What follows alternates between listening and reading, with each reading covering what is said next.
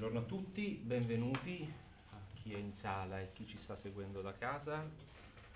Ringraziamo il Signore per questa occasione che ci dà anche questa domenica di essere insieme e preghiamo affinché ci accompagni.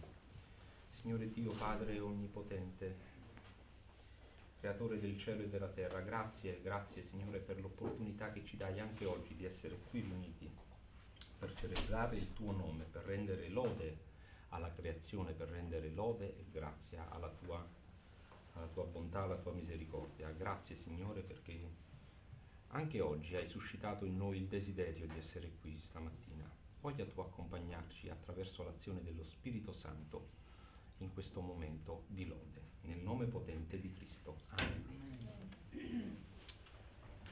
Condivido con voi oggi il Salmo 40, i primi versetti dall'1 all'8. Ho pazientemente aspettato il Signore ed egli si è chinato su di me e ascoltato il mio grido. Mi ha tratto fuori da una fossa di perdizione, dal pantano fangoso. Ha fatto posare i miei piedi sulla roccia, ha reso sicuri i miei passi. Egli ha messo nella mia bocca un nuovo cantico, all'ode del nostro Dio. Molti vedranno questo e temeranno e confideranno nel Signore. Beato l'uomo che ripone nel Signore la sua fiducia e non si rivolge ai superbi né a chi segue la menzogna. O Signore, Dio mio, hai moltiplicato i tuoi prodigi e i tuoi disegni in nostro favore. Nessuno è simile a te. Vorrei raccontarli e proclamarli, ma sono troppi per essere contati. Tu non tradisci né sacrificio né offerta. Mi hai aperto gli orecchi. Tu non domandi né olocausto né sacrificio per il peccato. Allora ho detto, ecco, io vengo. Sta scritto di me nel rotolo del libro. Dio mio, desidero fare la tua volontà, la tua legge è dentro il mio cuore. Quello che si percepisce, o meno ho percepito io, dai primi versetti di questo salmo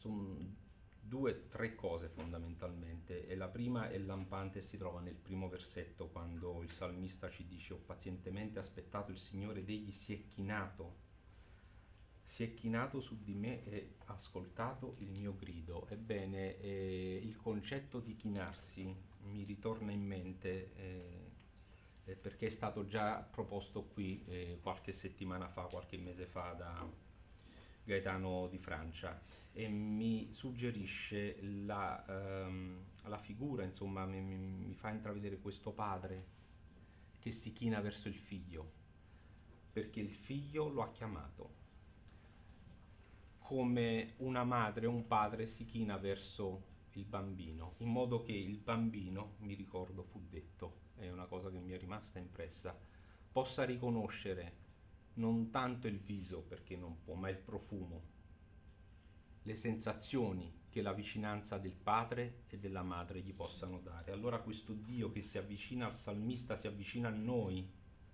per farci ascoltare, per farsi riconoscere, per farci memorizzare il suo odore. È una cosa che mi ha colpito molto. E andando avanti si dice: mi hai tratto fuori da una fossa di perdizione, dal pantano fangoso, hai fatto posare i miei piedi sulla roccia. Ecco, io vedo in questi passaggi un, un salmo che è molto cristologico, nel senso che mi fa andare a quella situazione, perché chi oggi conosce Cristo sa che non solo Dio l'ha tirato fuori all'epoca da una fossa di perdizione, che per noi chi conosce Cristo sa essere il peccato e la morte. Quindi Dio tramite Cristo ci ha tirato fuori da questa fossa di perdizione e ha messo, dice ancora il Salmo, ha messo nella mia bocca un nuovo cantico all'ode del nostro Dio. Perché, andando ancora avanti, il salmista dice che Dio non vuole più né olocausti né sacrifici, ma mettendo nella nostra bocca un nuovo canto e una nuova lode, vuole solo sacrifici di lode, quelli che Dio ha permesso che noi facciamo a Lui dopo che abbiamo creduto in Cristo. E allora cantiamo il primo canto di questa mattina, Splendida grazia in Cristo, il numero 1.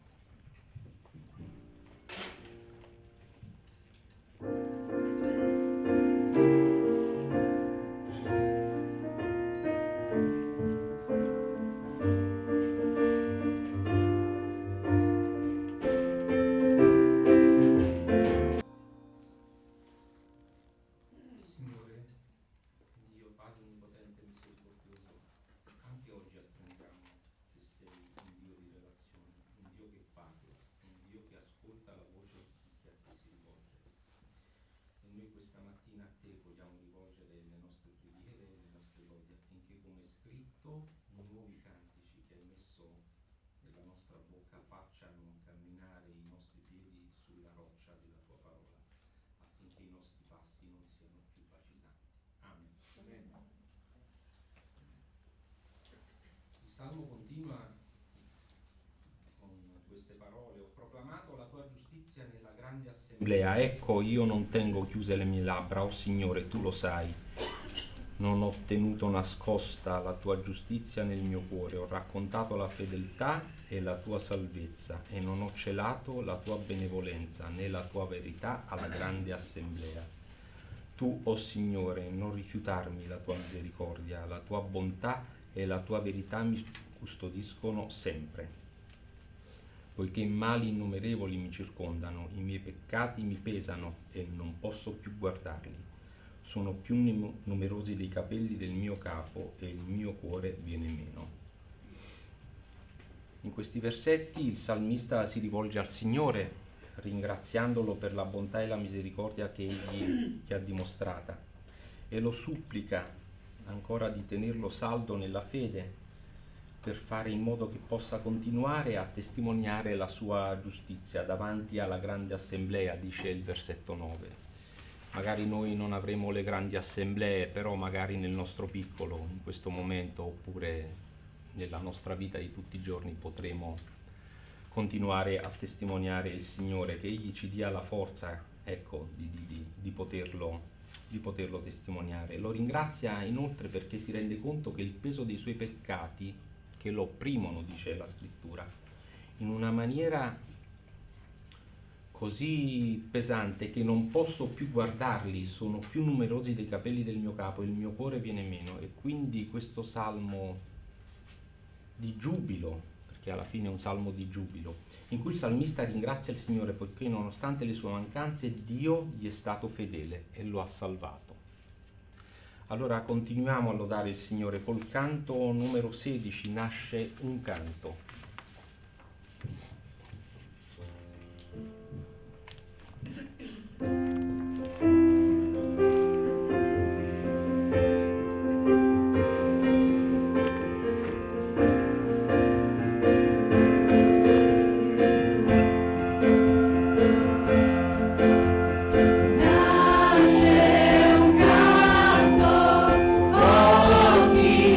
Cercano te.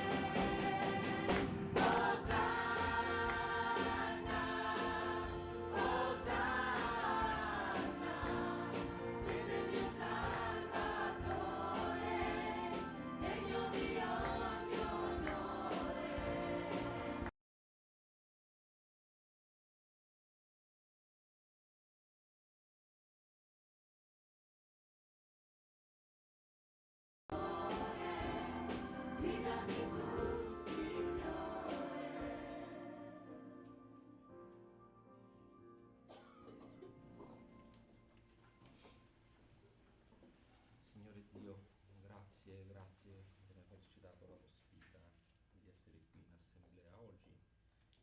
E a te quest'oggi, da questa assemblea, vogliono partire le lodi e i ringraziamenti per quello che hai costruito e hai fatto nella nostra vita. Amen.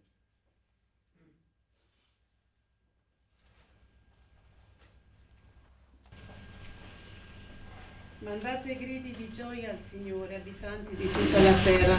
Servite il Signore con letizia, presentatevi gioiosi a Lui. Riconoscete che il Signore è Dio, è Lui che ci ha fatti e noi siamo Suoi. Siamo il Suo popolo, il gregge di cui Egli ha cura. Entrate nelle Sue porte con ringraziamento, nei Suoi cortili con lode.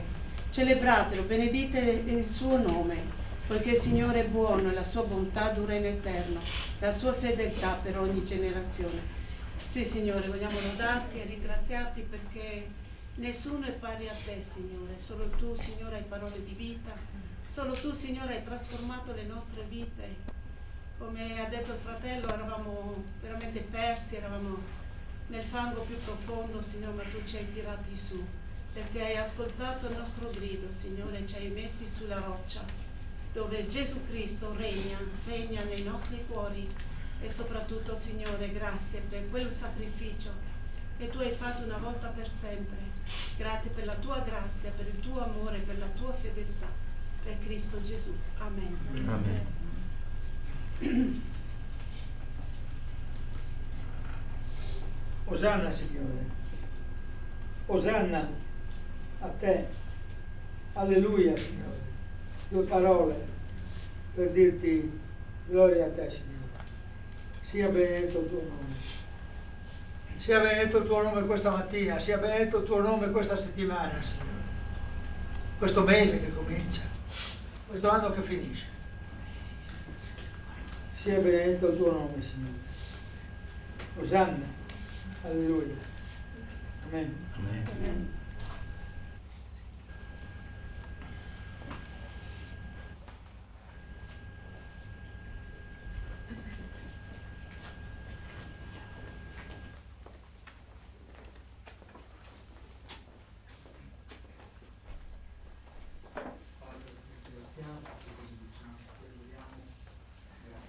Tutto il cuore, Signore, perché sei il nostro Dio, sei colui che un giorno è entrato nelle nostre vite, Signore, e ha trasformato.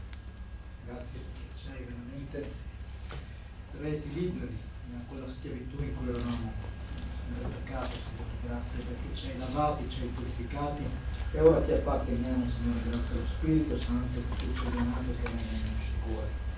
Le nostre lodi questa mattina possono essere, Signore, abbondanti, che possono essere le lodi che tu gradisci, Signore, perché vengono da un cuore che ha ricevuto la tua grazia, da un cuore trasformato, da un cuore che vuole amarti, che vuole fare la tua volontà. Così ricevi la nostra lode questa mattina nella nostra adorazione, Signore, e che possa essere come un profumo, un odore soave per te. Ti benediciamo, Signore, ti adoriamo ancora. Di Gesù. Amen.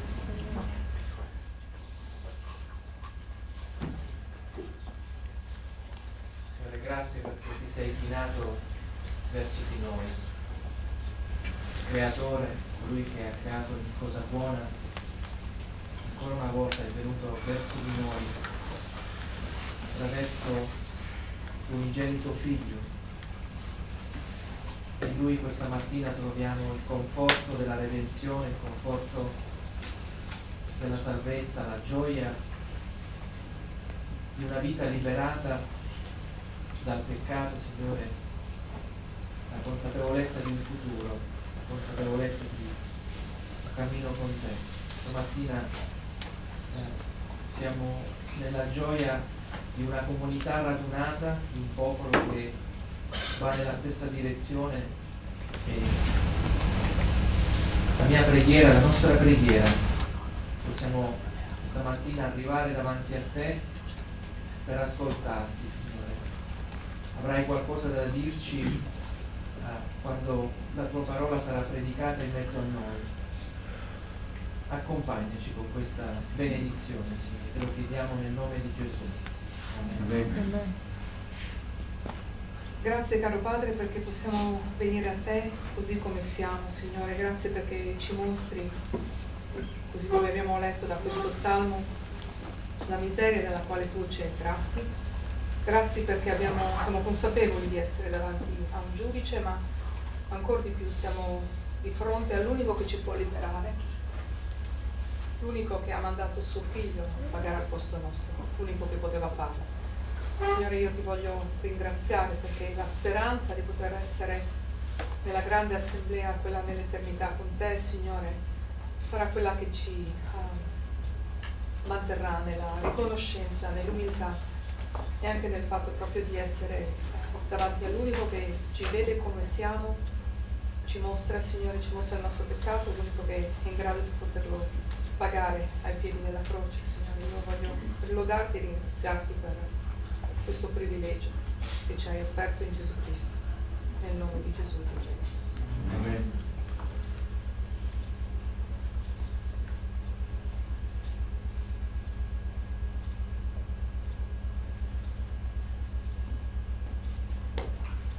Signore Padre Onnipotente e Misericordioso, voglia Tu ascoltare le invocazioni e le preghiere che questa assemblea a Te rivolge. Voglia Tu accompagnarci attraverso l'azione dello Spirito nelle prove che quotidianamente ci sono poste davanti al nostro cammino. Voglia Tu, Signore, attraverso l'intercessione del nostro Signore Gesù Cristo, Tuo Figlio, accogliere il sacrificio di grazia e di lode che tutta la Chiesa sparsa sulla terra a Te proclama in questo giorno. Continuiamo a lodare il nostro Signore col canto numero 39, Tu hai dato a me.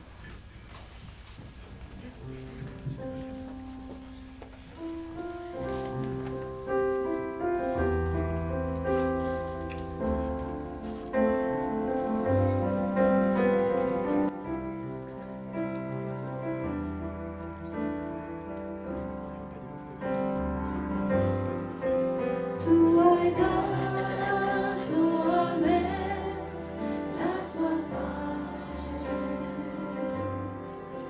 quella pace che il mondo non dà,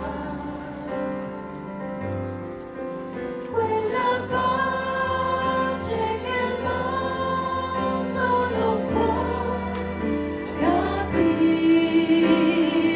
Tu hai dato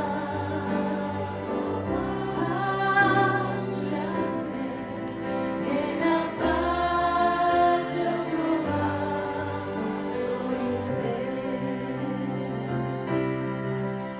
Tu hai dato.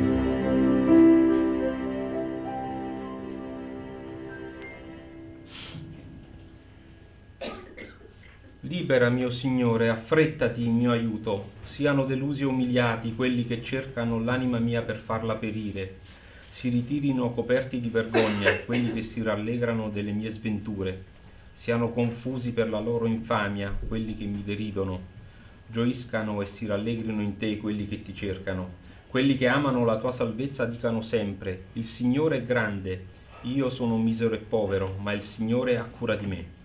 Tu sei il mio aiuto e il mio liberatore, o Dio mio, non tardare. Amen. L'ultima parte di questo salmo ci restituisce un'immagine del salmista ancora una volta che si rivolge al Signore supplicandolo e pregandolo di salvarlo dai nemici che lo circondano, nemici probabilmente più spirituali che fisici, allorché al versetto 14 dice siano delusi e umiliati quelli che cercano l'anima mia per farla perire. Di contro, però, invita tutti coloro che cercano il Signore a rallegrarsi perché dice il Signore è grande, anche se povero e misero.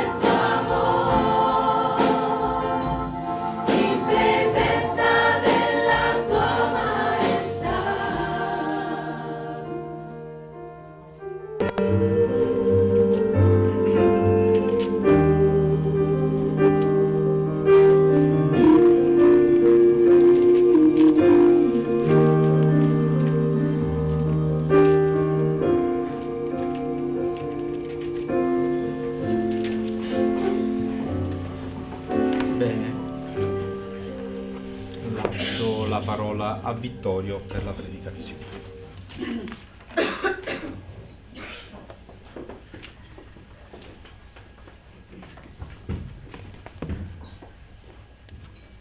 Bene, buona giornata. Ho pensato oggi di proporvi una riflessione sul tema dell'ambasciatore. Vediamo se riuscirò nel mio intento. Vi propongo di anticipare questa parte della riunione con una preghiera. Maestà, noi ci troviamo in presenza della tua maestà. Signore, fai di noi dei sudditi fedeli, perché soltanto tu puoi fare di noi dei sudditi fedeli. Ti ringraziamo, Signore, per quello che hai già fatto nella nostra vita, per quello che continui a fare, per quello che farai. Signore, noi ti vogliamo ringraziare anche per quello che hai deciso di non fare per la nostra vita, perché è tua ogni decisione. Ti chiediamo soltanto di starci vicino, del resto tu starai vicino a ognuno di noi perché tu lo hai promesso. Ti preghiamo, Signore, e ti lodiamo perché non ti dobbiamo nemmeno chiedere che tu stia vicino. Ti ringraziamo soltanto perché tu sei. Nel nome di Gesù Cristo, la potente maestà. Amen. Bene, io credo che noi tutti conosciamo il senso, quantomeno per grandi linee, e il ruolo dell'ambasciatore. L'ambasciatore è una figura di statista che è assolutamente rappresentativo di un certo paese. Le ambasciate sono dei luoghi estremamente prestigiosi. Io mentre preparavo questa riflessione a proporvi stamattina avevo presente questa via di Roma, che molti di voi conoscono molto bene, che si chiama via Vittorio Veneto, dove c'è l'ambasciata degli Stati Uniti d'America. È un palazzo veramente prestigioso, ma non soltanto è un palazzo prestigioso, ma lì all'interno ci si muove in modo che deve essere estremamente rappresentativo. Io penso che malvolentieri accetterebbero, magari lo fanno lo stesso, un uomo che si presenta senza cravatta, soprattutto in determinati momenti, determinate circostanze. Quindi c'è anche un aspetto formale che coloro che vivono nell'ambasciata debbono avere. L'ambasciatore vive una vita di pubbliche relazioni, ma di grande impegno politico, è un conoscitore delle leggi, deve essere assolutamente non sprovveduto nelle leggi, nella conoscenza di fondo, e deve essere assolutamente certo di quello che dice, perché non porta la voce di se stesso, ma quella dello Stato che rappresenta.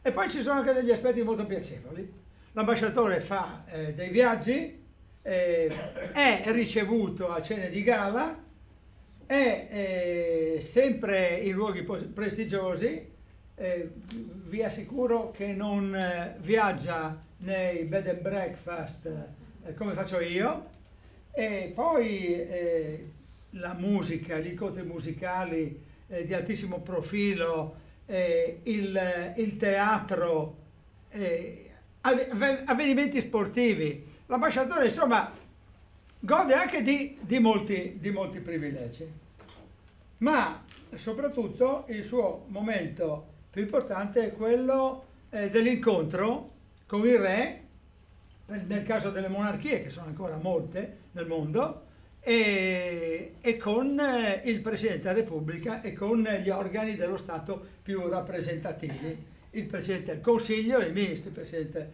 della Repubblica. Io vorrei presentare a voi questa mattina alcuni ambasciatori che sono stati ambasciatori di un sovrano estremamente più importante di tutti quelli che potremmo nominare da quello di via Vittorio Veneto in poi. E questo ambasciatore è un ambasciatore che ha portato la voce del Signore, del creatore del cielo e della terra, di colui che ha fatto tutte le cose, di colui che dà il nostro mondo, che ha creato, come abbiamo cantato, ha creato in noi la vita l'ha creata lui. E l'ambasciatore, il primo ambasciatore di cui vorrei parlarvi si chiama Mosè. Ora di Mosè noi sappiamo tante cose. Mosè è un incaricato, è un ambasciatore, è un incaricato da Dio di portare un messaggio particolare, come noi ben sappiamo, al faraone. E lascia andare il popolo perché mi deve celebrare nel deserto. L'incaricato da Dio riferisce esattamente le parole di Dio, che sono appunto quelle di lasciare andare, Faraone lascia andare il popolo perché io sono un re più importante di te, quindi lascia andare il popolo che mi serve nel deserto. Quel Faraone non ha capito, come voi ben ricordate, e le vicissitudini sono note. Il popolo è uscito dopo numerose prove che ha dovuto subire il popolo egizio a causa del fatto che il faraone non aveva capito quello, o faceva finta di non capire quello che il re, che era più potente di lui, gli aveva chiesto tramite il suo ambasciatore. E allora ecco che siamo nel deserto, la storia la conosciamo tutti, il popolo di Israele riesce ad uscire per l'intervento di Dio, varca il Mar Rosso, siamo nel deserto e nel deserto accade una cosa particolare, che è un episodio che magari potrebbe in questo momento sfuggirvi. Io penso che noi tutti abbiamo davanti alla testa il libro dei numeri, ma c'è questo episodio che mi sembra meno noto, per quello io volevo soffermarmi su esso. È l'episodio che si trova in Numeri al capitolo 12, i versetti sono tra l'1 e il 13. E ci troviamo di fronte, ve li voglio leggere tutti questi versetti perché sono molto illuminanti secondo me. Maria e Aronne parlarono contro Mosè a causa della moglie cuscita che aveva presa, poiché aveva sposato una cuscita, e dissero: il Signore ha parlato solo per mezzo di Mosè? Non ha parlato anche per mezzo nostro? E il Signore lo udì. Ora Mosè era un uomo molto umile, più di ogni altro uomo sulla faccia della terra. Il Signore disse a un tratto a Mosè, ad Aronne e a Maria: uscite voi tre e andate alla tenda di convegno. Uscirono tutti e tre. Il Signore scese in una colonna di nuvola e si fermò all'ingresso della tenda. Chiamò Aronne e Maria, tutti e due si fecero davanti. Il Signore disse: ascoltate ora le mie parole. Se vi è tra di voi qualche profeta, io, il Signore, vi faccio conoscere a lui in visione. Parlo con lui in sogno. Non così con il mio servo Mosè, che è fedele in tutta la mia casa. Con lui io parlo a tu per tu con chiarezza e non per via di enigmi. Egli vede la sembianza del Signore. Perché dunque non avete temuto di parlare contro il mio servo, contro Mosè? L'ira del Signore si accese contro di loro ed egli se ne andò e la nuvola si ritirò di sopra alla tenda. Ed ecco Maria era lebbrosa, bianca come neve. Aronne guardò Maria e vide che era lebbrosa. Aronne disse a Mosè: ti prego, mio Signore, non facci portare la pena di un peccato che abbiamo stoltamente commesso e di cui siamo colpevoli. Ti prego che lei non sia come il bimbo nato morto, la cui carne è già mezzo consumata quando esce dal seno materno. Mosè gridò al Signore dicendo: guariscimi, o Dio, te ne prego. E voi sapete che il brano si conclude con la guarigione dopo un certo periodo in cui Maria rimane lebbrosa. È abbastanza interessante questo brano perché innanzitutto mi fa riflettere su una cosa, che il Signore chiama i suoi ambasciatori profeti. È un modo per definire l'ambasciatore. Il secondo punto di riflessione che vi voglio proporre è che il profeta è umile. Ci troviamo di fronte a un profeta, a un ambasciatore che è particolarmente umile. E non ci troviamo di fronte a una persona che vuole portare avanti se stesso, ma vuole portare avanti il messaggio. E il profeta ambasciatore, il profeta uguale ambasciatore, deve essere così, deve essere umile. Essere umile non vuol dire essere dimessi, essere modesti, perché la modestia non è sempre una gran virtù. Essere umili significa essere di fronte a se stessi e di fronte agli altri consapevoli di essere in una prospettiva in cui chi sta al primo posto in questo contesto è il Signore e tutto il resto viene dopo. Essere umili vuol dire avere la consapevolezza anche di essere, Mosè ha la consapevolezza di essere un profeta ambasciatore, però ha la consapevolezza di essere umile, di essere assolutamente all'ultimo posto davanti al Signore. Si potrebbe dire al secondo perché il Signore sta primo, ma comunque la sua umiltà è definita qui nel brano che abbiamo letto. E il terzo ragionamento che voglio farvi è che Mosè è un profeta, è un ambasciatore. Io continuo a usare questa definizione parallela di profeta ambasciatore molto speciale, perché il Signore lo dice. Quindi se il Signore lo dice nella sua parola, il brano che abbiamo letto, ci troviamo di fronte a un profeta speciale. Non parlate di lui. Il Signore ha molto riguardo dei suoi ambasciatori. Qualche volta nella realtà statuale del mondo contemporaneo non c'è tutto questo riguardo nei confronti degli ambasciatori. E invece questo è un ambasciatore del quale il Signore ha un rispetto particolare, cioè chiaramente rispetto a quello che Mosè ha nei confronti del Signore, il rispetto massimo, ma guarda quanto il Signore rispetta questo profeta e lo considera veramente importante. Non sparlate di lui come ti sei permesso di sparlare di lui? Dice ad Aronne e a Maria, come vi siete permessi di sparlare di lui? Ma state scherzando, dovete fare i conti con me. E la quinta cosa che mi viene in mente in questo brano è che questo profeta ambasciatore è un profeta che sa intercedere. Infatti lui dice, Signore, vi leggo soltanto l'ultima parte del versetto 13, guariscilo Dio, te ne prego. Sapete, qualche altro caratterino fuori dalla parola di Dio avrebbe detto, gli sta bene, così impara. E invece lui, nella sua umiltà e nella sua consapevolezza di essere un profeta, ambasciatore importante, dice, Signore, guariscila. L'ambasciatore, come un profeta, dunque, è un mandato. E un'altra cosa che mi suggerisce questa lettura, anche dei brani che poi vi proporrò, è che il profeta, ambasciatore, è mandato. Se non è mandato, non può andare. E questo è molto interessante perché, sì, mi veniva in mente un episodio di una persona che, come ha detto stampa, di una importante realtà istituzionale, si è presentato al Messaggero Veneto per parlare di un giornale locale, ha detto, guarda, io voglio dirvi che a nome della regione Friuli Venezia Giulia noi vinciamo questa... No, gli hanno risposto, tu sei mandato dalla regione Friuli Venezia Giulia? Sì.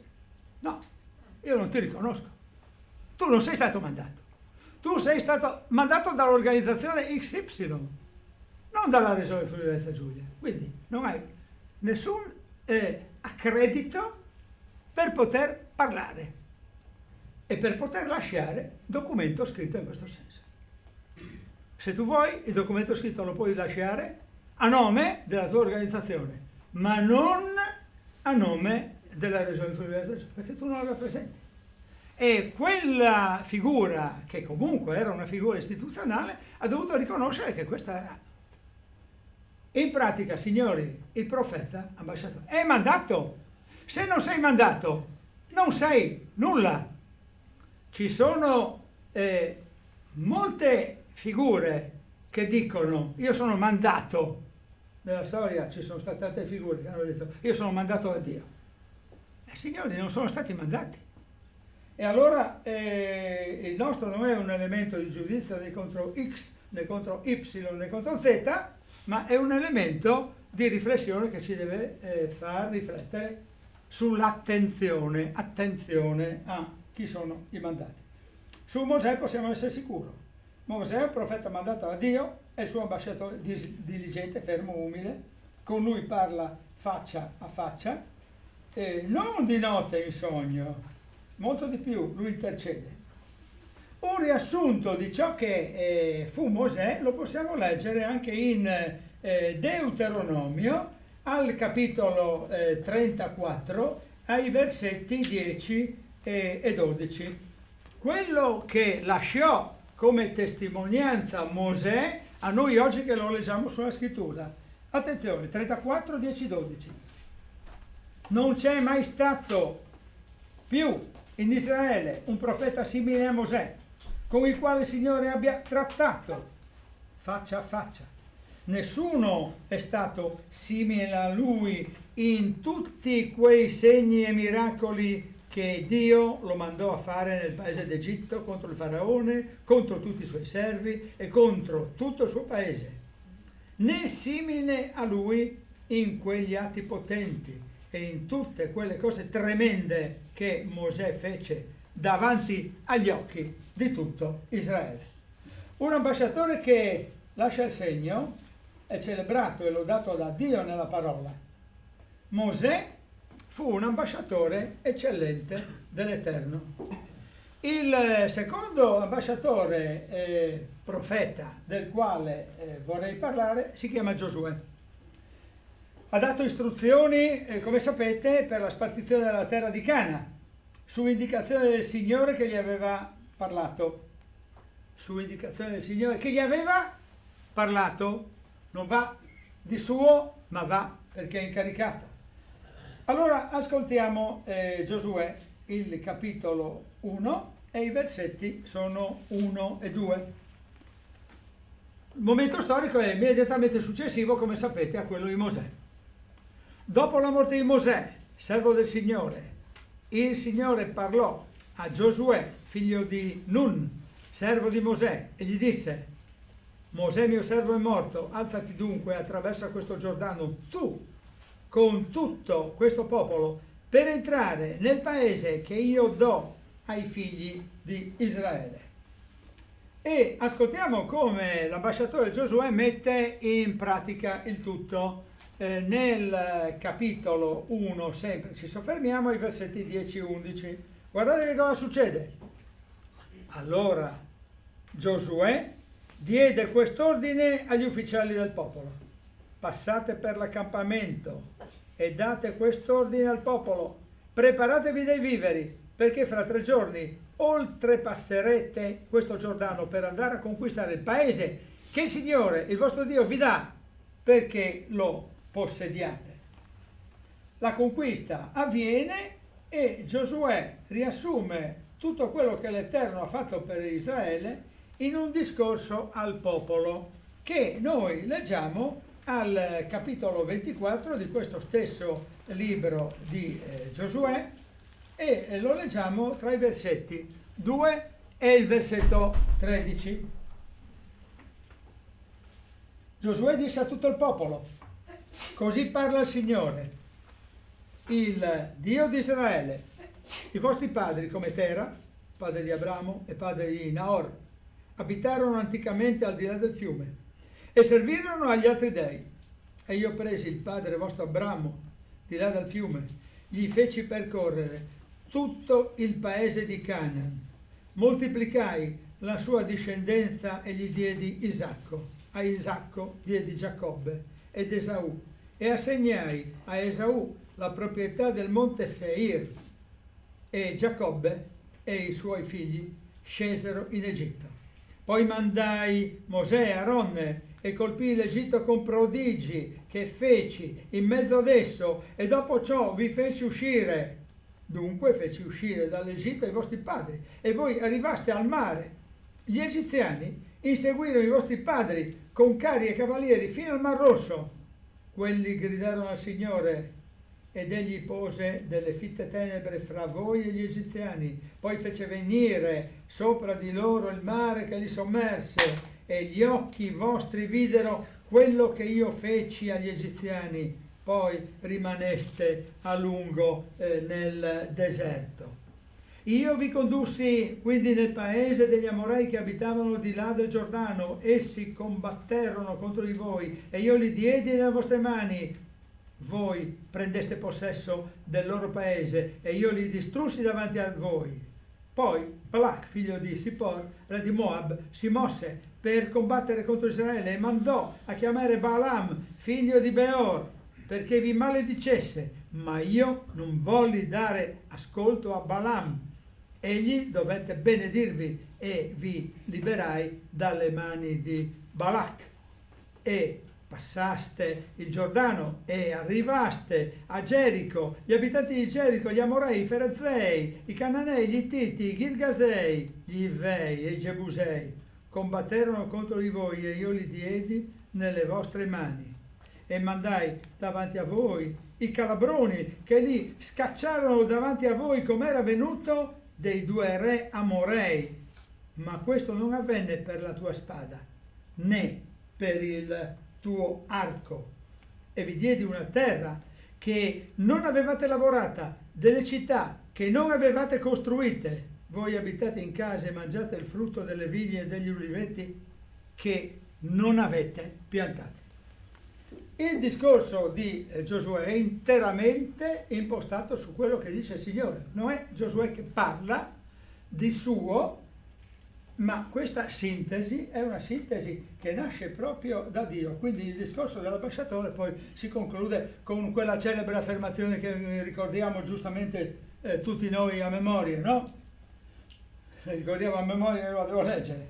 Dunque temete il Signore quanto a me e alla mia casa, quello me lo ricordo a memoria che me. Sono sordo? Servirete l'Eterno, quanto a me e alla mia casa serviremo l'Eterno, non servirete, perché è troppo facile che l'ambasciatore dica Signore servite, noi tutti insieme serviremo l'Eterno.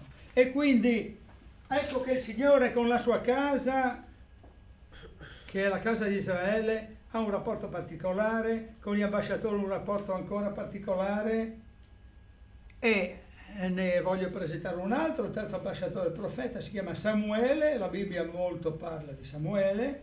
In prima Samuele 8 noi assistiamo alla vicenda relativa al popolo di Israele che sceglie un re. Ne parlavamo l'altro giorno durante l'incontro di Koinonia. Insomma, questo popolo di Israele vuole essere come tutti gli altri. Noi vogliamo essere come tutti gli altri, ma no, non datevi un re, guardate, lasciate stare, il vostro re è l'Eterno, no? No, noi vogliamo avere un re come tutti gli altri, dicono loro. E allora, della prima Samuele, io vorrei leggervi soltanto un versetto, che è il versetto 10 del capitolo numero 8. Guardate un po' che cosa succede. Samuele riferì tutte le parole del Signore al popolo che gli domandava un re. E Samuele è un ambasciatore che riferisce non una parte, tutte. E qualche volta riferire tutte le parole è anche abbastanza imbarazzante, perché l'ambasciatore riferisce anche delle parole scomode. E allora quando l'ambasciatore è scomodo viene respinto. E Samuele è rimasto male da questa vicenda, e il Signore gli dice tranquillo, non hanno respinto te, hanno respinto me. E questa è un'altra lezione che ci viene. Su questo ambasciatore mi soffermo di meno, perché vorrei presentarvi anche la figura di un altro ambasciatore molto importante che si chiama Geremia. Il capitolo 2 di Geremia, al versetto 23, ci fa riflettere sul fatto che l'ambasciatore deve dire cose scomode. E l'ambasciatore, dal tempo storico di Geremia in poi, suggerisce uno dei commentari ai quali ho fatto riferimento, deve denunciare il peccato. Tant'è vero che in Geremia 2,23 troviamo: come puoi tu dire non mi sono contaminata, non sono andata dietro ai Baal, guarda i tuoi passi nella valle, riconosci quello che hai fatto. E come la chiama, va avanti il versetto, riconosci quello che hai fatto, dromedaria leggera e vagabonda. Anche noi siamo stati tante volte leggeri e vagabondi di fronte alle cose che ci sono accadute, e quindi siamo caduti nel peccato, perché siamo stati leggeri. Se non fossimo stati come la dromedaria vagabonda, non saremmo caduti in queste contraddizioni. E quindi tutti devono riconoscersi peccatori. Qualche volta l'ambasciatore che dice siete dei peccatori dà fastidio, e noi ben lo sappiamo perché ci è capitato di testimoniare, è capitato anche a noi forse qualche volta di essere ambasciatori in questo senso e di comunicare che questo peccato esiste. E osserviamo il peccato commesso, il peccato da riconoscere, il peccato da abbandonare. Il profeta ambasciatore Geremia ci suggerisce queste tre osservazioni, appunto: un peccato da ammettere, un peccato da riconoscere, perché il peccato è stato commesso. Quindi il peccato commesso, il peccato ammesso è il peccato che deve essere abbandonato, perché altrimenti parliamo per niente se poi si ritorna a cadere nella stessa contraddizione. L'altro profeta ambasciatore che ha una cosa estremamente importante a dirci è Isaia, che nel capitolo 53 ecco che il profeta ambasciatore annuncia la venuta del Signore. Il capitolo di Isaia al quale ci soffermiamo è appunto il numero 53, i versetti sono dal 4 al 6, lo leggiamo: tuttavia erano le nostre malattie che egli portava, erano i nostri dolori quelli di cui si era caricato, ma noi non lo ritenevamo colpito, ma noi lo ritenevamo colpito, percosso da Dio, umiliato. Egli è stato trafitto a causa delle nostre trasgressioni, stroncato a causa delle nostre iniquità. Il castigo per cui abbiamo pace è caduto su di lui, e mediante le sue lividure noi siamo stati guariti. Noi tutti eravamo smarriti come pecore, ognuno di noi seguiva la propria via, ma il Signore ha fatto ricadere su di lui l'iniquità di tutti. Ecco dunque che l'ambasciatore è colui che annuncia, in questo caso, un fatto che avverrà. Un altro ambasciatore di cui vorrei parlarvi è Zaccaria, del quale andiamo a cercare il capitolo 9. E al capitolo 9 e al versetto 9 Zaccaria ci informa: esulta grandemente, o figlia di Sion, manda grida di gioia, o figlia di Gerusalemme. Ecco, il tuo cuore, ecco, il tuo re viene a te, egli è giusto e vittorioso, umile, ingroppa un asino, sopra un puledro, il piccolo dell'asino. L'ambasciatore profeta deve conoscere anche molto bene ciò che comunica.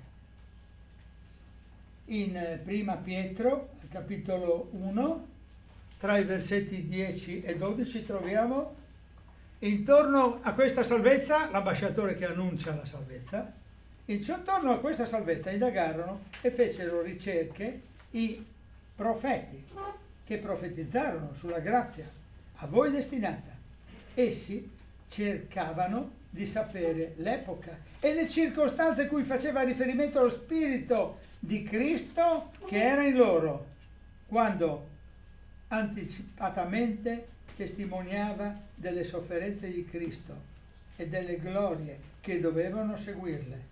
E fu loro rivelato che non per se stessi, ma per voi amministravano quelle cose che ora vi sono state annunziate da coloro che vi hanno predicato il Vangelo mediante lo Spirito Santo inviato dal cielo, cose nelle quali gli angeli bramano penetrare con i loro sguardi. Profetizzare dunque, essere ambasciatori, è molto utile anche a far crescere la comunità, come troviamo in Prima Corinzi al capitolo 14 e al versetto 3. Chi profetizza, e io continuo a tradurre chi fa l'ambasciatore, invece porta agli uomini un linguaggio di edificazione, di esortazione e di consolazione.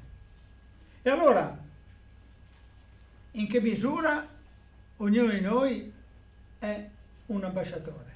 E soprattutto, vuoi tu essere un ambasciatore di Dio? Vuoi tu essere un suo profeta? La prima cosa che devi fare è abbracciare le sue certezze, perché l'ambasciatore deve essere sicuro del messaggio che porta, deve avere delle certezze, perché io non posso essere ambasciatore di un organismo se non sono convinto di quello che sto comunicando. Io per esempio mi rifiuto assolutamente di parlare, sono in grado di fare domande, ma mi rifiuto di dare risposte circa, per rimanere in un argomento di attualità, Green Pass, vaccini, eccetera, eccetera. Non è il mio mestiere. Faccio già fatica a venirne fuori dal mio mestiere. Non voglio fare anche quello degli altri. E quindi non posso fare l'ambasciatore né dell'Organizzazione Mondiale della Sanità né dei vari gruppi che si oppongono a queste cose, perché non sono convinto fino in fondo di nessuna di queste posizioni, anche se sono un utente molto attento a rispettare le regole, e questo lo devo fare perché lo Stato mi chiede di rispettare le regole, va bene, però non posso essere ambasciatore di ciò di cui non sono pienamente convinto.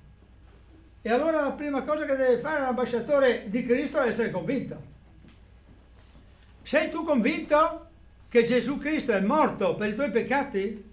Che Gesù Cristo è risorto, è salito al cielo? Che Lui ha mandato lo Spirito Santo affinché il tuo lavoro possa essere guidato? E tu devi essere convinto di questo, perché se no non puoi essere ambasciatore. Se tu sei convinto di questo, sei molto di più di un ambasciatore. Sei il figlio del re. E quindi se non sei ancora convinto di questo, apri le tue porte a Gesù Cristo e digli: Signore, io mi sono accorto che tu stai sulla porta e stai battendo. Ti faccio entrare. In questo momento tu, e non prima, puoi diventare un ambasciatore. Quando tu diventi un ambasciatore, sei una figura istituzionale di quel regno e dovresti, secondo il mio punto di vista, assoggettarti a 6 regole. La prima regola è appunto riconoscere, ma lo hai già fatto probabilmente, che Dio è creatore di tutte le cose. Non è il caso che ha creato le cose, è Dio che le ha create. Il secondo punto di riferimento che dobbiamo avere è che Dio stabilisce come creatore delle regole alle quali tutti dobbiamo essere assolutamente assoggettati. Il terzo punto di riferimento che suggerisco è che queste regole sono state disattese attraverso il peccato. Il quarto punto di riferimento è che abbiamo la riconciliazione come bisogno. Il bisogno di riconciliazione è il problema. La quinta regola è che la croce è la soluzione. Non sono io così bravo che dico, guarda, siccome ho riconosciuto il mio peccato, adesso sto a posto. Io devo riconoscere che è solo il sacrificio di Cristo che ha permesso che fosse superata questa mia criticità, chiamiamola così, di essere peccatore. Il sesto punto di riferimento è comunicare questa buona novella, il perdono di Dio tramite Cristo e Lui solo. E la sintesi è un'altra proprietà dell'ambasciatore. La sintesi, la capacità di possedere, la capacità di essere lucidi di fronte alla sintesi. L'abbiamo letto l'altro giorno in Atti 13, ma l'altro giorno vuol dire l'altro ieri nell'incontro di coinonia di Atti 13. In Atti 13, ascoltate un momento che cosa succede, io vi faccio una sintesi rapida perché non vado a rileggere il capitolo. Paolo si trova ad Antiochia di Pisidia, è in una sinagoga e dice: Dio ha scelto i nostri padri, ha determinato che entrassero nella terra di Canaan dopo aver distrutto molte nazioni. Quindi i nostri padri hanno avuto un re che era Saul, che era indegno, e al suo posto è andato al potere perché lo ha messo il Signore, perché ha riconosciuto Saul come non degno, Davide. Questo Davide è il progenitore di Cristo. Prima di lui però è venuto Giovanni a dire che sarebbe venuto con lui l'agnello di Dio che avrebbe tolto il peccato del mondo. E questa sintesi che voi potete rileggere, se non eravate l'altro giorno insieme con noi, al capitolo 13, soprattutto dal versetto 12 alla conclusione, quindi al versetto 41, dà la dimensione di come l'ambasciatore Paolo possiede una lucidità nella sintesi formidabile. E la sintesi della storia di Israele ci fa essere degli ambasciatori che non parlano soltanto dell'attualità. Noi peccatori abbiamo bisogno del perdono dei peccati, questa è un'attualità, ma parla anche del passato. E tutto questo è proiettato verso il futuro, verso il ritorno del Re. Se vorrai essere ambasciatore di Cristo, riceverai tante benedizioni. Vi voglio richiamare su una che troviamo in Seconda Pietro, al capitolo 3, ai versetti 17 e 18. È un'esortazione questa, ma è anche una benedizione. Voi dunque, carissimi, sapendo già queste cose, state in guardia per non essere trascinati nell'errore degli scellerati e scadere così dalla vostra fermezza, ma crescete nella grazia e nella conoscenza del nostro Signore e Salvatore Gesù Cristo. A Lui sia la gloria, ora e eterno. Amen. Crescete, lo rileggo, nella grazia e nella conoscenza. Abbiamo cantato oggi dei canti che hanno richiamato spesso questa parola, Osanna. L'ambasciatore può avere anche delle parole che lo accompagnano, perché le può usare quando ritiene che siano opportune da potersi usare. Le parole che io vi suggerisco è Osanna e Alleluia. Secondo me queste sono due parole molto importanti che possono essere continuamente sulla bocca dell'ambasciatore. Osanna è una parola che deriva dall'aramaico, che vuol dire proprio salva, Dio salva. È un esclamativo, è un affermativo, Dio salva, ma quindi affermativo ed esclamativo, che vuol dire Dio salva, affermazione, però è anche una considerazione che noi possiamo mettere proprio, come si dice, al modo indicativo tempo presente. Dio salva, oggi salva, come ha salvato ieri, salva anche oggi, salverà anche domani. La seconda parola è Alleluia, lodate l'Eterno, come quel canto che noi abbiamo, alleluia per ciò che fai, alleluia per ciò che sei. Osanna e alleluia possono essere due tra le tante parole che l'ambasciatore di Cristo può usare. Può usare queste parole perché autorizzato da lui, perché l'ambasciatore è autorizzato. Se non è autorizzato non può parlare. Preghiamo. Signore, noi chiediamo di renderci degli ambasciatori della tua parola. Signore, noi non vogliamo essere profeti che dicono che tu tornerai quel giorno, a quell'ora, che il tuo ritorno è vicino, che il tuo ritorno è lontano, che il tuo ritorno è vicino, lo sappiamo perché è scritto, che il tuo ritorno è prossimo. Noi non vogliamo essere degli ambasciatori che dicono cose che non sono scritte. Aiutaci a dire che chi non lascerà il suo peccato sarà condannato. Perché questo non vuol dire guardare il futuro, ma questo vuol dire essere ambasciatori della tua parola, perché tu hai detto nella tua parola, tu hai proclamato che chi non abbandona il peccato, che chi non chiede il perdono a Dio, che chi non riconosce Cristo risorto, prima crocifisso, morto e poi risorto, non c'è salvezza per chi non riconosce. Preghiamo, Signore, di aiutarci a essere ambasciatori efficaci, perché soprattutto in questo momento storico essere ambasciatori di questo messaggio è, come tu sai, più complicato ancora che in passato, ma forse lo è stato sempre.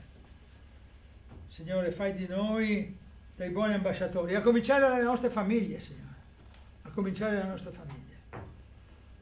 Fai di noi degli ambasciatori seri, rigorosi,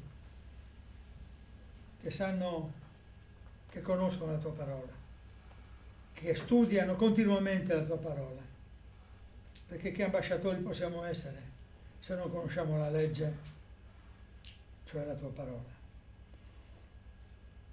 Fai di noi, Signore, degli ambasciatori seri, motivati, che nel linguaggio di ogni giorno possiamo accogliere le tue indicazioni, che nei comportamenti di ogni giorno possiamo essere degni di essere i tuoi ambasciatori, come sono stati degni quei personaggi, quelle persone di cui abbiamo parlato questa mattina, Signore, di cui abbiamo visto la storia, una parte della storia questa mattina. Fai di noi degli ambasciatori degni, Signore. Te lo chiediamo nel nome potente del Re, di Gesù Cristo. Amen. Amen.